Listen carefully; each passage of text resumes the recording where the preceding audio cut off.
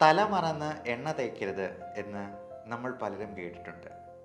എന്നാൽ എനിക്ക് നിങ്ങളോട് പറയാനുള്ളത്, നിങ്ങൾ തല മറന്ന് എണ്ണ തേക്കണം എന്ന് തന്നെയാണ്. ഈ കൊറോണ കാലത്ത് നമ്മൾ കുളിക്കുമ്പോൾ ദേഹമാസകലം സോപ്പിട്ട് കഴുകും. പക്ഷേ നമ്മുടെ തലയിൽ ഒരു തുള്ളി ഷാമ്പു ഇട്ട് ഈ തലയൊന്ന് കഴുകാനായിട്ട് എത്ര പേർ ഓർക്കാറുണ്ട്, ശ്രദ്ധിക്കാറുണ്ട്? ഈ ചർമ്മരോഗങ്ങൾ ഇപ്പോൾ വളരെ കൂടുതലായിട്ട് കാണാറുണ്ട്. അതും അലർജിയുടെ ഭാഗമായിട്ട് ഉണ്ടാകുന്ന ഒരു പ്രശ്നമാണ്. ഈ അലർജി ഉള്ളവർക്ക് വളരെ എഫക്റ്റീവ് ആയിട്ടുള്ള ട്രീറ്റ്മെൻറ്റ് നമുക്ക് മോഡേൺ മെഡിസിനിൽ കൊടുക്കാം. തല മറന്ന് എണ്ണ തേക്കരുത് എന്ന് നമ്മൾ പലരും കേട്ടിട്ടുണ്ട്. എന്നാൽ എനിക്ക് നിങ്ങളോട് പറയാനുള്ളത്, നിങ്ങൾ തല മറന്ന് എണ്ണ തേക്കണം എന്ന് തന്നെയാണ്. നമസ്കാരം, ഞാൻ doctor Bipin Jose, consultant pulmonologist and specialist in paediatric റെസ്പിറോളജി. തല മറന്ന് എണ്ണ തേക്കണം എന്ന് പറയാൻ പ്രധാനപ്പെട്ട കാരണം, ഞാൻ അലർജിയിൽ സ്പെഷ്യലൈസ് ചെയ്യുന്ന ഒരു ഡോക്ടറാണ് എന്നുള്ളത് കൊണ്ട് തന്നെയാണ്. നമുക്ക് പലർക്കും അറിയാവുന്നതുപോലെ തലയിൽ എണ്ണ തേച്ച് കഴിയുമ്പോൾ തല കൂടുതലായിട്ട് വിയർക്കാനും ENT റിലേറ്റഡ് ആയിട്ടുള്ള പ്രോബ്ലംസ്, പ്രത്യേകിച്ചും നമ്മുടെ ശ്വാസകോശ നാളികളിൽ കഫം ഉണ്ടാകാനും മൂക്കൊലിപ്പ്, തുമ്മൽ, അലർജി പ്രശ്നങ്ങൾ എല്ലാം കൂടുതലാകാനും നമ്മുടെ കുട്ടികളിൽ ഇത് വളരെ കൂടിയ പ്രശ്നങ്ങൾ ഉണ്ടാക്കാനും സാധ്യത ഏറുകയാണ് എന്ന് മനസ്സിലാക്കുക. എൻ്റെ അടുക്കൽ വരുന്ന അലർജി രോഗികളിൽ പലരിലും ഞാൻ കണ്ടിട്ടുള്ള ഒരു കാര്യമാണ്, തല നിറച്ച് എണ്ണ ഇങ്ങനെ മെഴുകിയിട്ടിരിക്കുകയാണ്. അത് കുറച്ച് നെറ്റിയിലേക്കും ചിലപ്പോൾ കഴുത്തയിലും ഒക്കെ നിൽക്കും. ഈ തല മറന്ന് എണ്ണ തേക്കുക എന്ന് പറയുന്നത് കൊണ്ട് ഞാൻ ഉദ്ദേശിച്ചത്, തല ഒഴിച്ച് ബാക്കിയുള്ള ഭാഗങ്ങളിലെല്ലാം നല്ലപോലെ എണ്ണ പുരളണം എന്നുള്ളത് കൊണ്ട് തന്നെയാണ്. കാരണം തലമുടിയിൽ ഈ എണ്ണ കൂടുതൽ സമയം ഇരുന്നാൽ നമ്മുടെ തല ഒത്തിരി വിയർക്കാനും, അത് മാത്രമല്ല പല രീതിയിലുള്ള പൊടിപടലങ്ങൾ നമ്മുടെ തലയിൽ വന്ന് അടിയാനും, നമ്മൾ ശ്വസിക്കുന്ന വായുവിൽ ഈ അലർജൻസ് എല്ലാം ഉള്ളിലോട്ട് പോയി നമുക്കുള്ള അലർജികളും റെസ്പിറേറ്ററി ഇൻഫെക്ഷൻസും ഒക്കെ കൂടുതലാകാനും കാരണമാകും. പ്രത്യേകിച്ചും ഈ കൊറോണ കാലത്ത് നമ്മൾ കുളിക്കുമ്പോൾ ദേഹമാസകലം സോപ്പിട്ട് കഴുകും.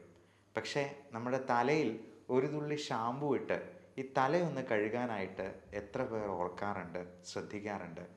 നമ്മൾ വിട്ടുപോകുന്ന മർമ്മപ്രധാനമായ സ്ഥാനമാണ് തലയും തലമുടിയുമൊക്കെ. അപ്പോൾ തലയിൽ എണ്ണ തേക്കുകയാണെങ്കിൽ കുളിക്കുന്നതിന് ഒരു അരമണിക്കൂർ മുൻപ് തേച്ച് പിടിപ്പിച്ചിട്ട് കുളിക്കുന്ന സമയത്ത് ഒരു തുള്ളി ഷാമ്പു ഇട്ട് അത് കഴുകിക്കളയുകയും കൂടെ ചെയ്യുക. ഇനി തല മറന്ന് എണ്ണ തേക്കുന്നതിനെ പറ്റി നമുക്ക് ചിന്തിക്കാം. തല മറന്ന് എണ്ണ തേക്കുമ്പോൾ തലയൊഴിച്ച് ബാക്കി എല്ലാ ഭാഗത്തും നമ്മൾ ഓയിലിൻ്റെ ഒരു നേർത്ത പാളി, ഒരു ചെറിയ കോട്ടിങ് നമ്മൾ കൊടുക്കുകയാണ് ചെയ്യുന്നത്. അത് നമ്മുടെ സ്കിന്നിൽ ആവശ്യമായ ഹൈഡ്രേഷൻ ഉണ്ടാകാനായിട്ട് കാരണമാകും.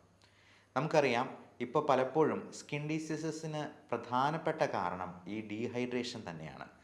അതായത് ആവശ്യമായ ജലാംശം നമ്മുടെ ചർമ്മത്തിൽ ഉണ്ടാകാതെ പോകുന്നത് കൊണ്ട് തന്നെ ചൊറിച്ചിലും മറ്റ് ഫംഗൽ ഇൻഫെക്ഷൻസും ഉണ്ടാകാനായിട്ടുള്ള സാധ്യത ഏറെയാണ്.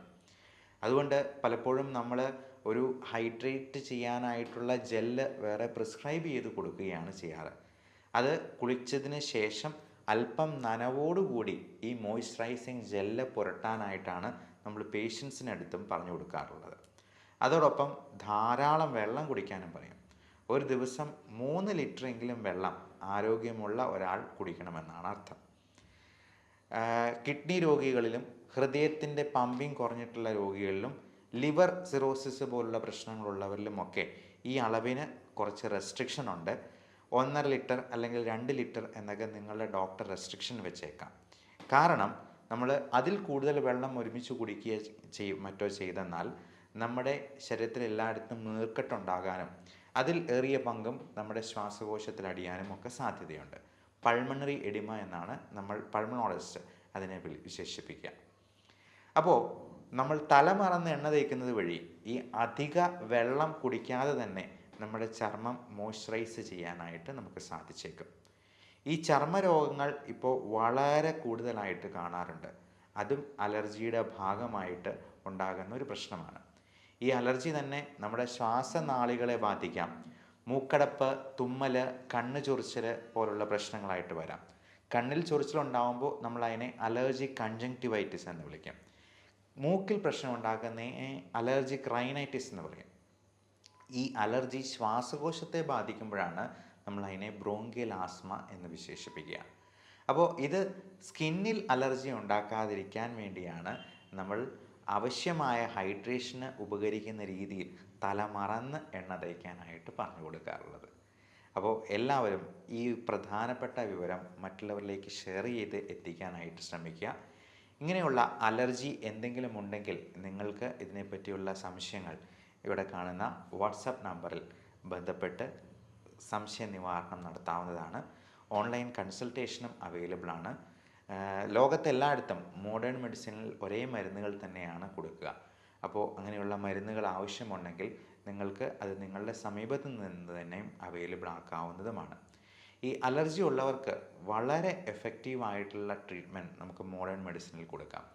അലർജി ഉള്ളവർക്ക് അത് പൂർണ്ണമായിട്ടും മാറ്റാവുന്ന രീതിയിലുള്ള ഇമ്മ്യൂണോ തെറാപ്പി പോലുള്ള മൊഡാലിറ്റീസും നമുക്കിന്ന് അവൈലബിൾ ആണ്.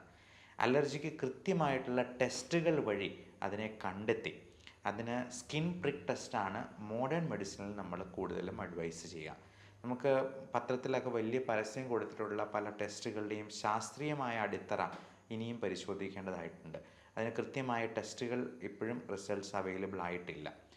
അതുകൊണ്ട് കൃത്യമായിട്ടുള്ള പരിശോധനകളും ബ്ലഡ് ടെസ്റ്റും ഇമ്മ്യൂണോഗ്ലോബുലിൻസിൻ്റെ അളവും ചെക്ക് ചെയ്ത് അലർജിയെ കൃത്യമായി കണ്ടെത്തിയെന്നാൽ നമുക്ക് ഇത് പൂർണ്ണമായിട്ടും മാറ്റാവുന്ന രീതിയിലോ അല്ലെങ്കിൽ 95% കൺട്രോൾ ചെയ്യാവുന്ന രീതിയിലോ നമുക്ക് ഇതിന് മരുന്നുകൾ കൊടുത്ത് ആവശ്യമായിട്ടുള്ള കരുതലുകൾ എടുത്തുകൊണ്ട് തന്നെ നമുക്ക് ചെയ്യാവുന്നതാണ്. ഇതിനൊക്കെ മുൻപായിട്ട് നമുക്ക് ചെയ്യേണ്ട കാര്യം അലർജി ഉണ്ടാക്കുന്ന അലർജൻസ് എന്തൊക്കെയാണെന്ന് കണ്ടെത്തി അത് പൂർണ്ണമായിട്ടും മാറ്റിയെടുക്കുക, നമ്മുടെ വീട്ടിൽ നിന്നും അതിനെ ഒഴിവാക്കുക എന്നുള്ളത് തന്നെയാണ്. അപ്പോൾ ഈ അലർജൻസ് എന്തൊക്കെയാണ് എന്നുള്ളതിനെ പറ്റിയും കൃത്യമായിട്ടുള്ള വിവരണങ്ങളും നിർദ്ദേശങ്ങളും നിങ്ങൾക്ക് തരുന്നതാണ്. Everyone stay healthy, stay safe. അപ്പോൾ നിങ്ങളുടെ കുട്ടികളോട് പീഡിയാട്രിക് പൾമണോളജിയിൽ സ്പെഷ്യലൈസ് ചെയ്തിരിക്കുന്ന ഒരു ഡോക്ടർ എന്ന നിലയിൽ ഞാൻ വീണ്ടും പറയുന്നു, തല മറന്ന് എണ്ണ തേൽക്കുക. നന്ദി, നമസ്കാരം.